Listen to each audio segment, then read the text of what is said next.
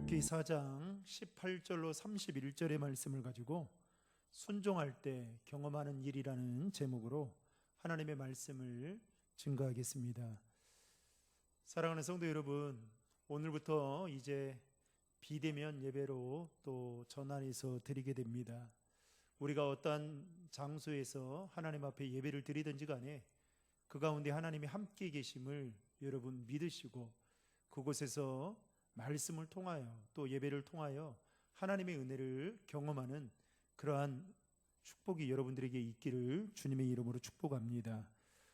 더 나아가서 빨리 코로나가 종식되어져서 우리가 함께 마스크를 벗고 예배하는 그날이 돌아올 수 있도록 여러분들 마음을 다해서 함께 기도해 주시면 감사하겠습니다.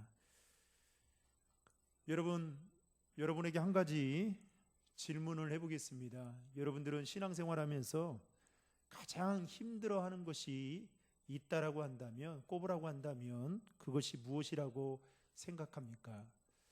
아마도 어떤 분들은 신앙생활하는데 힘든 것을 꼽으라고 한다면 관계가 아닌가 또 이렇게 말하시는 분도 있고, 또 어떤 분들은 기도하는 게 힘이 듭니다.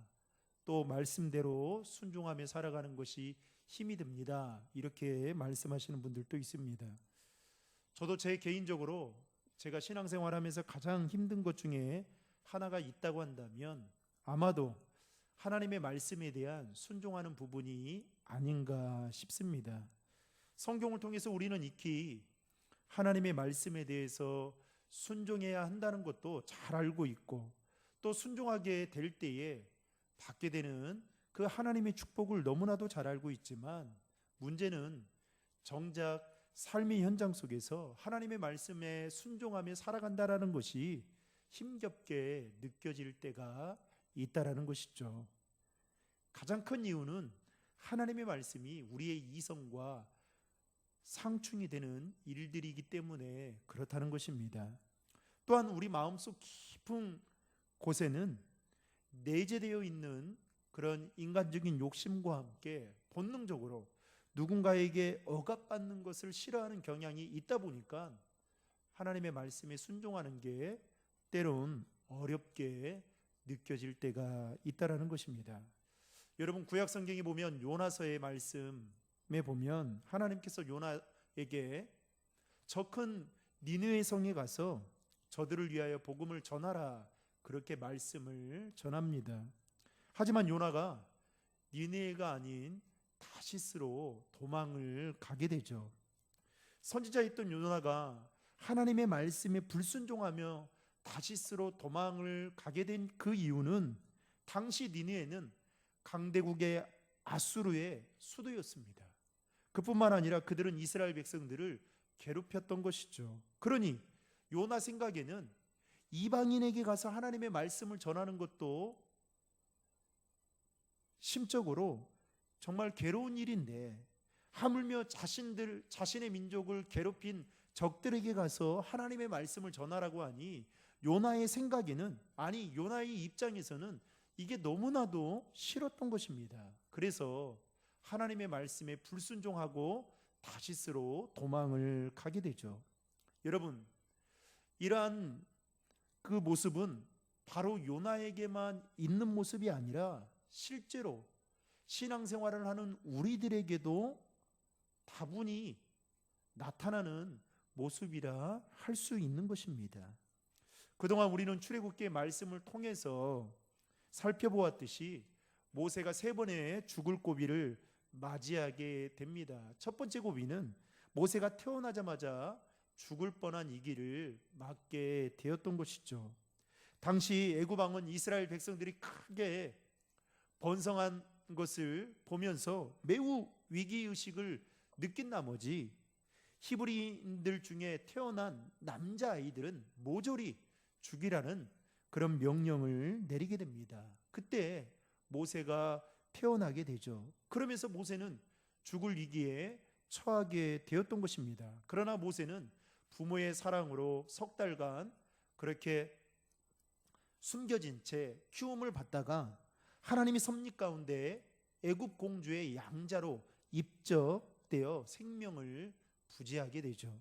그리고 두 번째 고비는 모세가 장성할 때쯤 자신의 동족인 히브리 사람이 애굽 사람으로부터 맞는 것을 보고 그 분이 난 나머지 애굽 사람을 쳐서 죽이게 되는 그 일을, 살인을 저지르게 됩니다. 그런데 그 사실이 얼마 되지 않아서 발각이 되게 되죠. 드러나게 되죠.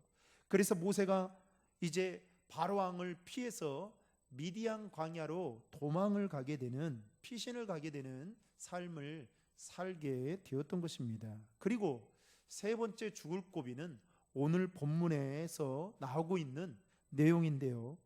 여러분, 모세가 이스라엘의 해방의 사명을 받아 가족들과 함께 예굽으로 돌아가던 길에 하나님께서 모세를 죽이려는 사건이 오늘 본문에 기록되고 있습니다. 오늘 본문 24절 말씀을 여러분 다 함께 읽겠습니다. 시작. 가는 도중에 한 야영지에서 여호와께서 모세에게 나타나 모세를 죽이려 하셨습니다. 오늘 본문 이전의 내용들은 하나님께서 모세에게 나타나셔서 사명을 맡기셨는데 계속해서 모세가 변명을 하면서 자신은 못 가겠다라고 그렇게 말을 하게 됩니다. 그때 하나님은 모세에게 여러 가지 표적들을 보여주죠.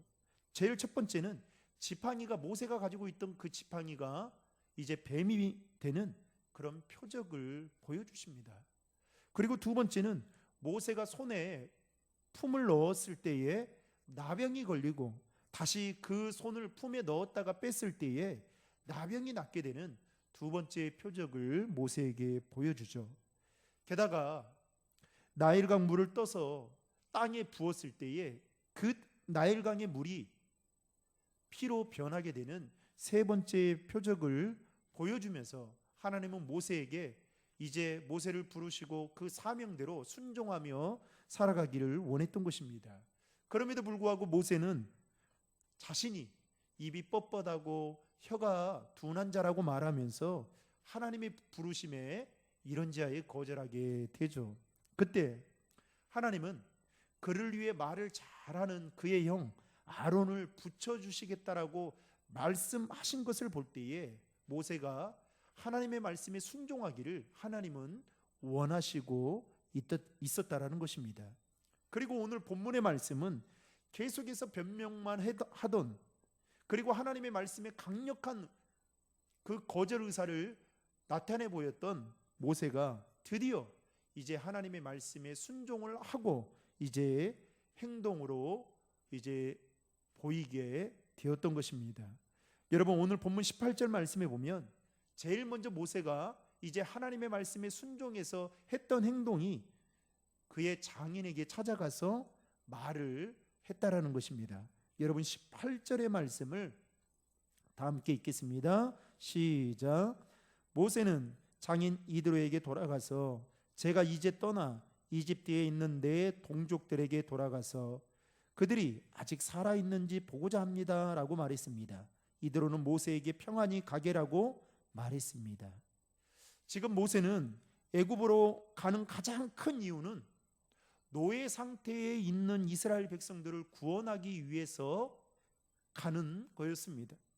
그런데 모세는 그 이유를 그의 장인에게는 솔직하게 말을 할 수 없었던 것이죠. 왜냐하면 사실대로 말을 했다가는 모세가 자신의 아내와 또 자식들을 고생시킨다는 것을 장인이 알게 되면 혹여나 허락해 주지 않을까 봐 그런 생각에 말을 돌려서 했던 것입니다. 그런데 놀라운 것은 모세가 소심하게 그 장인 이드로에게 말을 했는데 장인 이드로의 반응이 어땠느냐?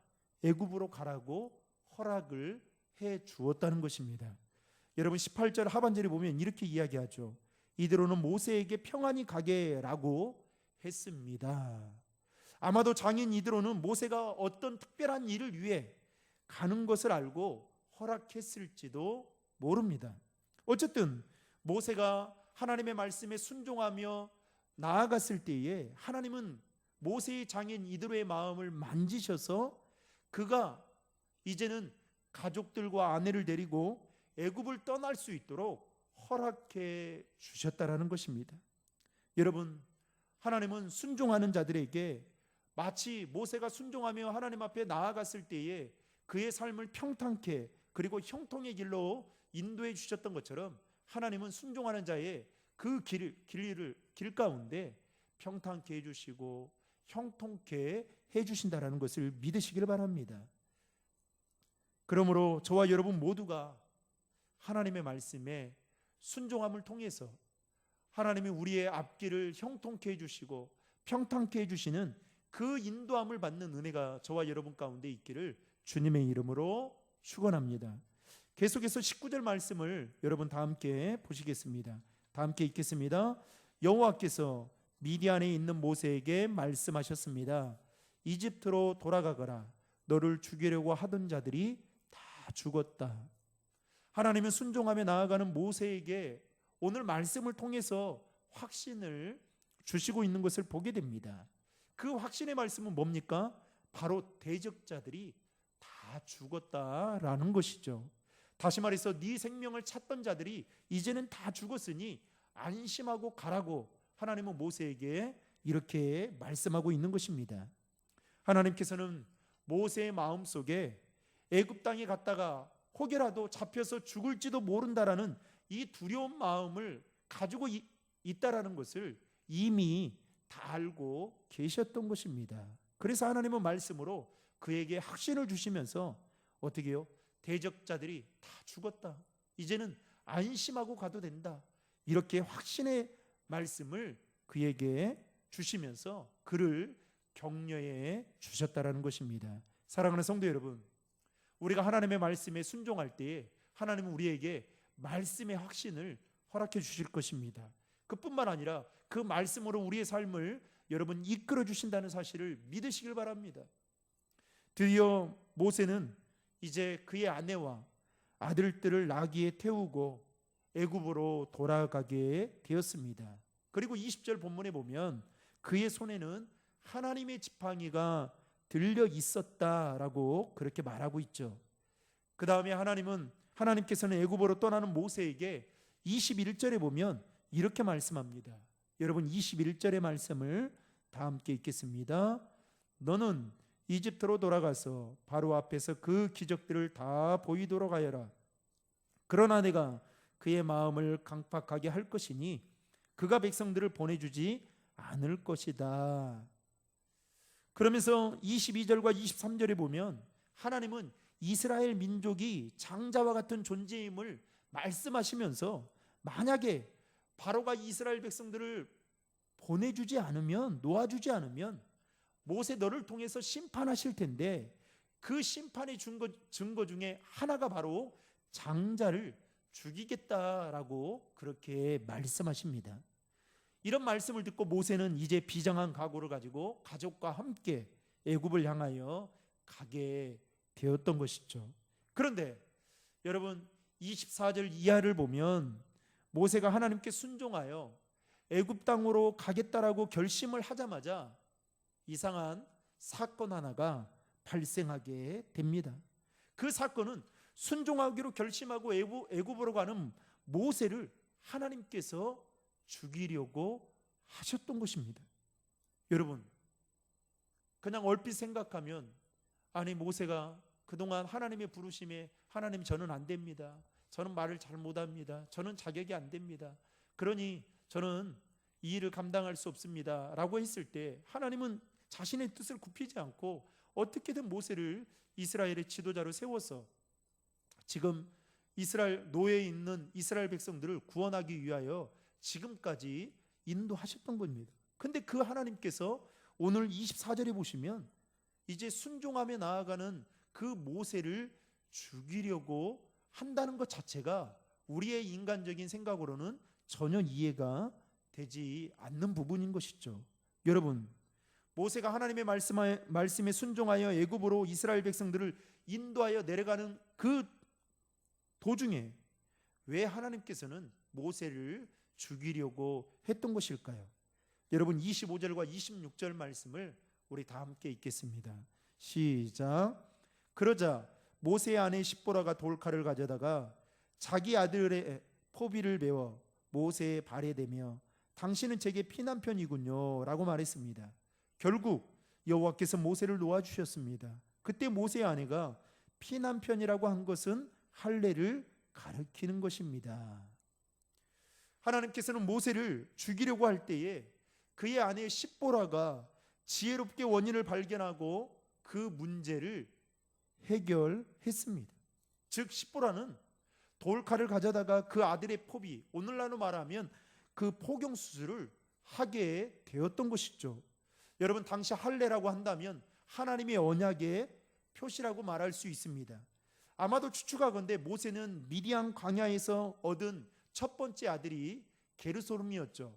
이 게르솜은 그 당시에 상당한 나이를 먹었기 때문에 아마도 이미 할례를 받지 않았나, 이렇게 성경학자들은 내다보고 있는 겁니다. 그리고 두 번째 아들이 엘리에셀인데, 엘리에셀은 아마도 이 사건이 일어났을 때에 그가 출생한 지 며칠이 되지 않았던 것 같습니다.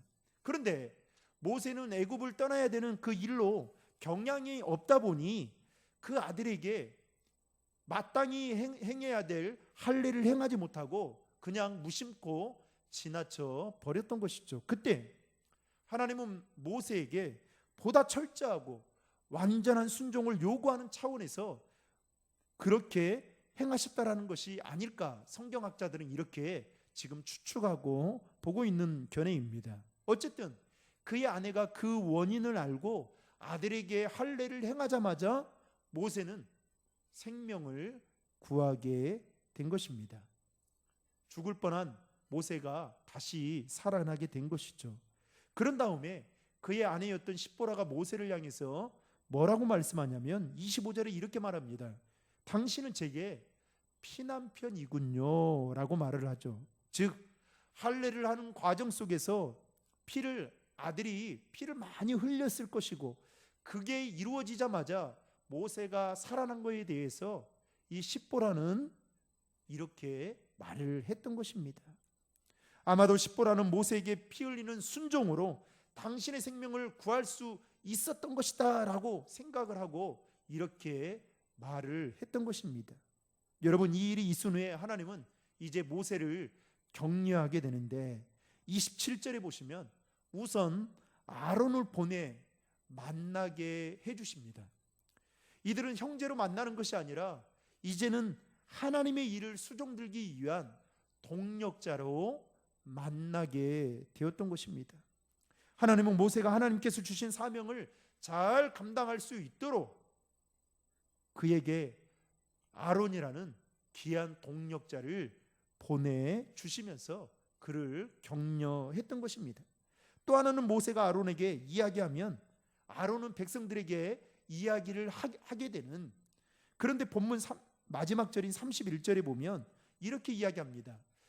모세가 아론에게 전달하고 아론이 백성들에게 전달했던 그 모든 말들을 백성들은 믿게 되었고, 그 믿게 되자 하나님께 엎드려 경배했다라고 그렇게 성경은 기록하고 있습니다.